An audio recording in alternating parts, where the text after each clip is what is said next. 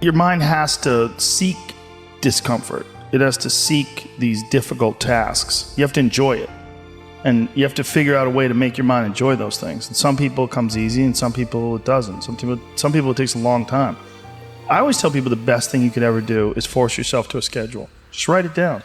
Like today I have to do an hour on the treadmill. I have to do an hour, no matter what. Even if you're walking on it, you're doing an hour on a treadmill. The next time you're going to do it, okay, you did an hour and this is the amount of miles you got in. Next time you're going to, add 3 miles. Put an extra 3 miles in that 1 hour. And just keep doing things like that. Write down, today I'm going to do 100 push-ups, and I'm going to do 100 sit-ups, and I'm going to do 100 chin-ups. That's today. And then force yourself. Force yourself to adhere to a schedule. Make a Monday, Wednesday, Friday workout schedule. Give yourself some time off, Like don't even crush yourself to the point where you can't do it. Make it so that you really appreciate those Tuesdays and Thursdays.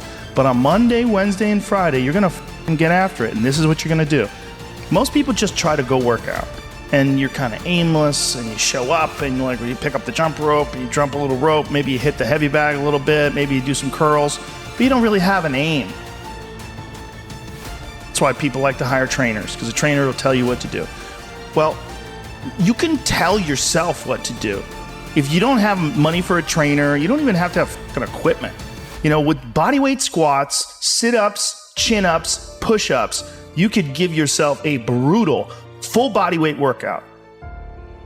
And you could find these for free on YouTube. There's a ton of them.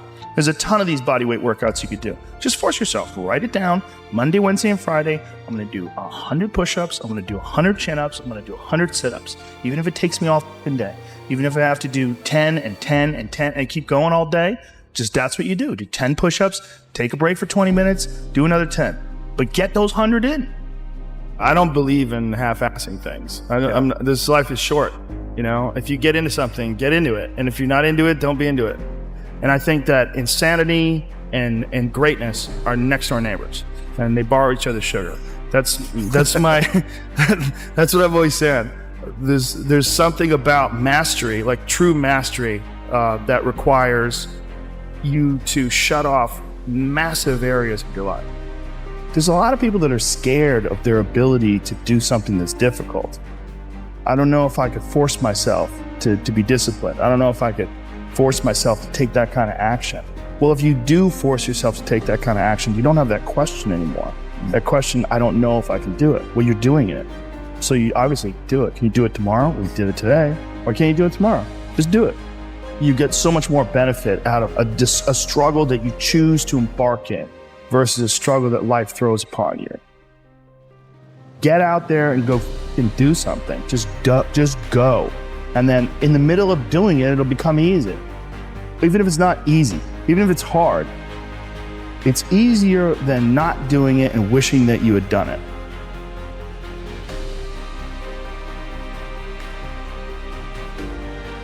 Oftentimes people confuse discipline with focus. And this is why that's important. There are things that some people can excel at because they're focused on them and because they're drawn to it and they have an incredible passion for it. Versus, like, you tell a guy, like, hey, you're going to study to be an electrical engineer. And it's like, I don't want to be a fucking electrical engineer. Well, you got to have discipline. And so they don't have the drive, and they don't get excited about it, and they don't do. But if you tell that guy, whatever, you're going to be a golfer, and he loves golf, and he's practicing every day, and he becomes a professional golfer. And you say, well, I thought that guy didn't have any discipline. Well, it's not that he didn't have any discipline. He's just not interested in that other thing. I was never a disciplined kid, but I would find things that I loved, and I was obsessed, and I always felt embarrassed by it. Because people would say, oh, your son, like to my mom, your son is so disciplined. And she'd be like, my son's fucking crazy. Like, he's not disciplined. He finds these things and that's all he does all day long. Right. Like, it's not really discipline because he doesn't clean his room. Right. He's fucking lazy. There's all sorts of shit he's supposed to do. I never did my homework. But if I had a thing that I was into, I was obsessed. You were crazy about it. But it would bother me that I didn't really have discipline. Like, if I had jobs that I had to do, I didn't do a good job at them, like construction jobs that I had. But when it came to martial arts... How did you find those things, though? How did you find those things? You stumbled upon them? Lucky. Got lucky. Martial arts, I just got lucky. And it clicked with me, like, almost immediately. I became obsessed. you know, and I wanted to excel at it. And so I was just doing it all day long. And I think the more you choose to embark in these struggles, these especially physical and mental struggles, because I consider both martial arts, yoga, and actually even trail running, I consider the mental struggles as much as physical struggles. Like, because I could stop anytime I want. I'm halfway up the hill, I can go, fuck this. So I'm walking the rest of the way. Yep. Call my dog over, put him on the leash. I'm like, we're walking, buddy. You know? But, or you could say, no, this is what I'm doing today. I have a very clear plan in front of me. My plan is we're doing 4 miles today. This is where we start. This is where we end. This is what we're doing. Sometimes when things are really hard to do, you think, oh my God, I gotta stop doing this. But once you do it and you complete it, you have a satisfaction, this sense of satisfaction that you did something really difficult that is irreplaceable.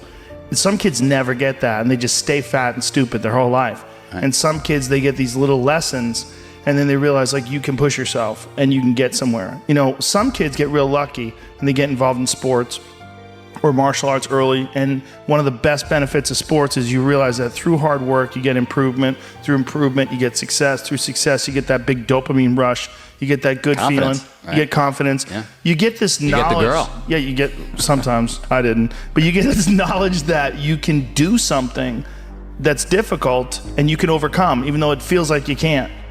You're gonna have days where you suck, but those days are so motivational. I mean, that's the bright side of tragedy. So when you come through it, you really will have an appreciation for the moments without tragedy. You don't really feel it unless unless life burns you. You don't really feel it. It's one of the things that I tell people all the time, because a lot of people have a hard time defining themselves. They define themselves by failure because they failed. But I'm like, you're not your failures, you're you. Okay, your life is a series of lessons you've learned. Now, if you just dwell on the failures, like that's not healthy. It's not smart and it's not empowering. What you got to do is look at those failures and go, well, now you know what not to do. But you're not that. You're you. You know, you could have done the stupidest shit ever, but it's not you. That's not you. You're a different thing. You're the being that's experiencing all these failures. And if you know that they're fuck ups, then you've learned, okay? If you repeat them over and over again, well, then I can't talk to you. Yeah. You know, if you keep going back and doing the same stupid shit over and over again, well, you got a deeper issue. You know, I don't know what it is, but I don't have the time. Building up that ability to endure things, that's also a very important mechanism that you could apply to everyday life. Like that, the mechanism of understanding how to endure. Like Jocko Willink's perfect example. You know, he has that thing on his, if you go to his Instagram page, almost every other photo is a watch. And it's a watch that says 4:30 in the morning, because that's when he gets up and he works out and he earns the sunset. And he does that, he's so disciplined, and he's got this saying that's a great saying, discipline equals freedom. And it's true, because he's able to force himself to do that every single time. There's no excuses. There's no breaks. There's no days off. It doesn't happen.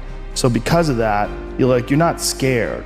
You know that you can keep doing it. You know that you can continue to perform. There's a lot of people just running from discomfort. They're running from it. They're just avoiding it. It's so easy to. And like if you get distracted for a second, you're like, let me check my phone. You just start going through your phone and looking at bullshit, and you're just distracting yourself from the tiniest frustration of boredom. Just a little, we don't get bored anymore. Or if we get bored for these tiny amounts of time, then you get distracted. So your distraction is eliminating your boredom. But the problem with that is, like, there's certain thoughts that only come to you when you're thinking, when you don't have any input coming in. When we're constantly looking at our phones, the only input you're getting is input from other people. And sometimes that's good. Sometimes you get good stuff out of that, but it's like a diet of only fruit.